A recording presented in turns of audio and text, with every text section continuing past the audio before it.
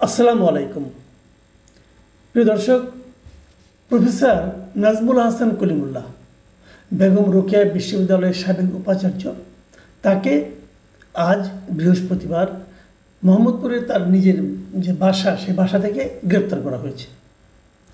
তাকে গ্রেপ্তার করা হয়েছে দুদকের একটা মামলায়।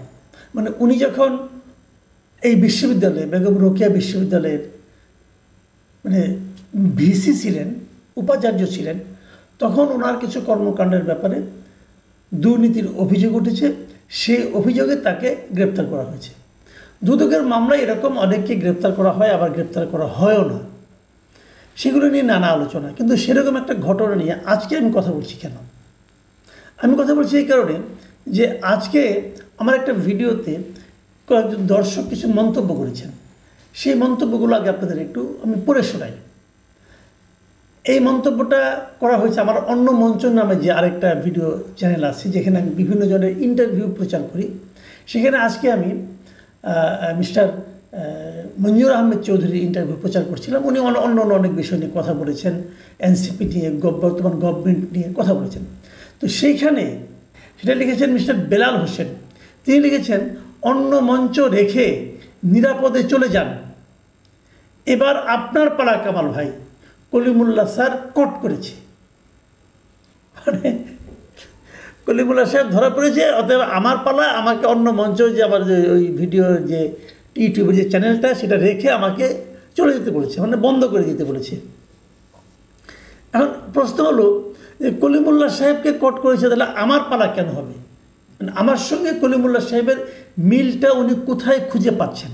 দেখুন, আমার নামে দুদকের কোনো মামলা নেই, আমার নামে কোনো বিষয়ে কোনো মামলা নেই, কারো কোনো মামলা নেই। আমি একজন মামলাহীন ব্যক্তি।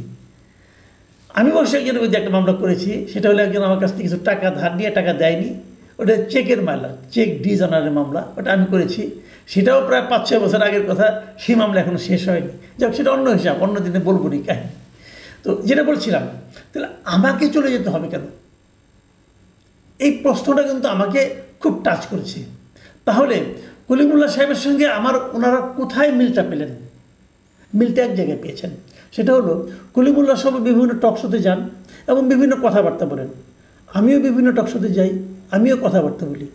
কলিমুল্লাহ সাহেব আমার চেয়ে বেশি যান, দেশে বিদেশে। ওনার প্রচুর মানে ওনার ভক্ত টাইপের লোক আছে, জানি ওনার কথা শোনেন। এবং ওনার কথার মধ্যে অনেক সময় মানে উনি এমন কিছু কথাবার্তা বলেন যেটাকে অনেকে আক্রমণাত্মক মনে করতে পারে, অনেকে গুজবও মনে করতে পারে। কিন্তু আমি ওনার সঙ্গে আলাপ করে দেখেছি, উনি আমাকে বলেছেন যে আমার কাছে মানে ইনফরমেশন নাই, ডকুমেন্ট ছাড়া আমি কোনো কথা বলি না। এটা ওনার ভাষ্য। উনি কিন্তু আমার এই অন্য মঞ্চ চ্যানেলে উনি আসতেন, বহুবার এসেছেন। যখন ওনার বিরুদ্ধে জুন মাসে এই দুদকের মামলাটা হয়, তখন কিন্তু আমি ওনার একটা ইন্টারভিউ করেছিলাম। এবং এই দুদকের মামলা যে অভিযোগ ওনার বিরুদ্ধে আছে, এবং এই মামলার বাইরেও যে অভিযোগ ওনার বিরুদ্ধে আমারও ছিল, আমি সে সমস্ত সব প্রশ্ন ওনাকে করেছি। আপনি যদি অন্য মঞ্চ চ্যানেলে যান, তাহলে সেটা দেখতে পারবেন, ওইটা এখনও আছে। তো ওখানে আমি অনেক প্রশ্ন উনি করেছি, উনি ওনার মতো করে জবাব দিয়েছেন। আমাদের প্রশ্নের জবাব উনি কী দিয়েছেন, সেগুলো গ্রহণযোগ্য কিনা, এটা দর্শকরা বলতে পারবে, ওটা নিয়ে আমার কোনো বক্তব্য নাই। কাজে উনি আমার চ্যানেলে বেশ অনেকবার এসেছেন, প্রায় 10-15 দিন পর পরে একবার করে আসতেন। ওনারগুলি প্রচার করতাম, আমি দেখতাম দর্শকরা ওনাকে বেশ পছন্দও করেন। এখন কেন পছন্দ করেন তা তো আমি বলতে পারবো না। হয়তো দর্শক যেভাবে ভাবেন, সে ভাবনার সঙ্গে ওনার বক্তব্য মিলে যায়, হয়তো এই জন্যও করেন, সেটাও হতে পারে। ওটা নিয়ে আমার কোনো বক্তব্য নেই। আবার দেখেন, আরেকটা কথা বলি। এই ঘটনার প্রেক্ষিতে আরেকজন লোক, উনি একজন সাংবাদিক, উনি আপনার এনটিভির একজন মানে বার্তা সম্পাদক, মিস্টার মুস্তফা খন্দকার। উনি একটা কমেন্ট করেছেন, ওনার ফেসবুকে একটা স্ট্যাটাস দিয়েছেন, পোস্ট দিয়েছেন। সেখানে উনি লিখেছেন, গুজবের ফ্যাক্টরি, কলিমুল্লাহকে গ্রেফতার করায় আইন শৃঙ্খলা বাহিনীকে সাধুবাদ। মানে উনি কলিমুল্লাহ সাহেবকে গুজবের ফ্যাক্টরি হিসেবে অভিহিত করেছেন। যেহেতু কলিমুল্লাহ সাহেব প্রচুর গুজব ছড়ান এবং উনি গুজবের ফ্যাক্টরি, ওনাকে যেহেতু আটক করা হয়েছে, এই জন্য যারা আটক করেছেন তাদেরকে উনি ধন্যবাদ দিয়েছেন। কিন্তু মুস্তফা খন্দকার সাহেবকে আমি জানি না উনি কেন এটা লিখেছেন।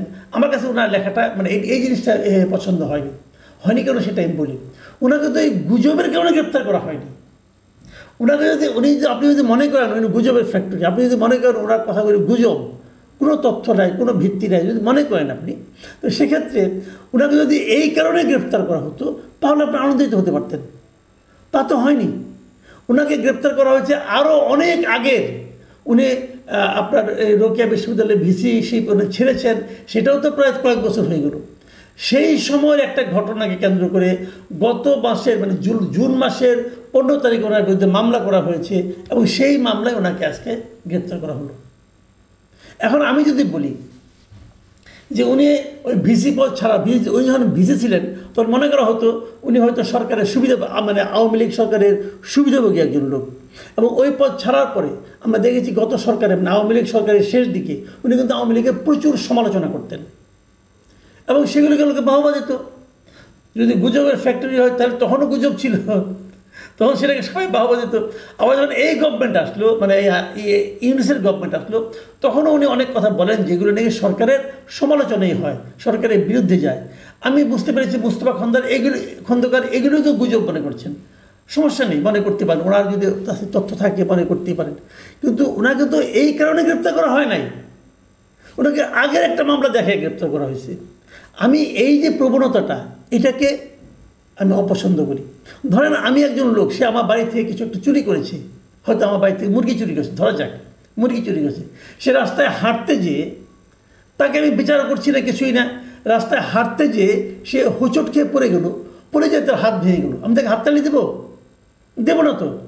দেবো না এই কারণে আমি খুশি হতাম যদি সে তার এই মুরগি চুরির জন্য সে সাজা পেত। তো বিষয়টা এভাবে দেখলে আমি মনে করি ভালো হয়, কারণ ব্যক্তিগত পর্যায়ে সম্পর্কটাকে নিয়ে যাওয়া ঠিক না। যাই হোক, ওনাকে গ্রেপ্তার করা হয়েছে। দুদকের মামলায় কি এটি প্রথম গ্রেপ্তার হলো কেউ? না, তাও না। দুদকের মামলায় অনেকেই গ্রেপ্তার হন। যারা প্রকৃত অপরাধী, যাদের বিরুদ্ধে বড় বড় অপরাধ, সবাইকে গ্রেপ্তার হন না? তাও হন না, সেটাও হন না। আচ্ছা, দুদকের মামলায় তো কয়েকদিন আগে তো আপনার এই যে আসিফ মাহমুদ সজীব ভুঁইয়ার APS-এর বিরুদ্ধে তো অনেক টাকার দুদকের মামলা হয়েছে, প্রায় 300 কোটি টাকার মতো তার বিরুদ্ধে তসরুপ অভিযোগ হয়েছে। গ্রেপ্তার হয়েছেন মোয়াজ্জেম? গ্রেপ্তার হয়েছেন নাকি? হন নাই তো।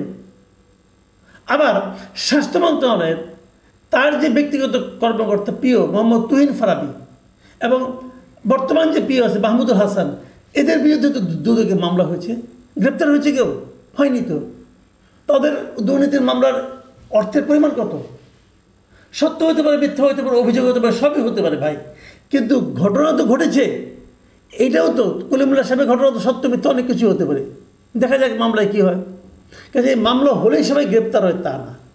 এইখানে হলো আতঙ্কের বিষয়টা, যে দুদককে কি তাহলে রাজনৈতিক মানে হাতিয়ার হিসেবে ব্যবহার করা হচ্ছে, যেটাকে আগের গভর্নমেন্ট করতো।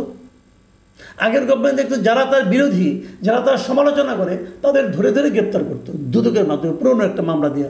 এই সরকারও কি সেই পথে হাঁটছে? যদি সেটা হয় তাহলে সেটা হবে সবচেয়ে বেদনাদায়ক। কারণ এই সরকার তো হাসিনার সরকার না। এই সরকার হাসিনা সরকারকে অনুসরণ করবে, তাদের প্রধানকে অনুসরণ করবে, এটাও তো আমি চাই না। যদি কলিমুল্লাহ সাহেব গুজব রটনা করে থাকে তাহলে সেটা কোনটা গুজব সেটা আইডেন্টিফাই করে সেই ব্যাপারে মিথ্যা তথ্য দেওয়ার অপরাধে তার বিরুদ্ধে মামলা করা হোক। তা না করে এটা কেন করা হচ্ছে? সাধারণ মানুষ কিন্তু এটাকে ওভাবেই নেবে। এই ব্যাপারে কি সরকার সচেতন আছেন? আমার মনে হয় থাকা উচিত। না হলে এগুলো পরবর্তী সময়ে কিন্তু থেকে যাবে। এই উদাহরণগুলো, এগুলি কোনো ভালো উদাহরণ নয়। প্রিয় দর্শক, এখন এ পর্যন্তই। আল্লাহ হাফেজ।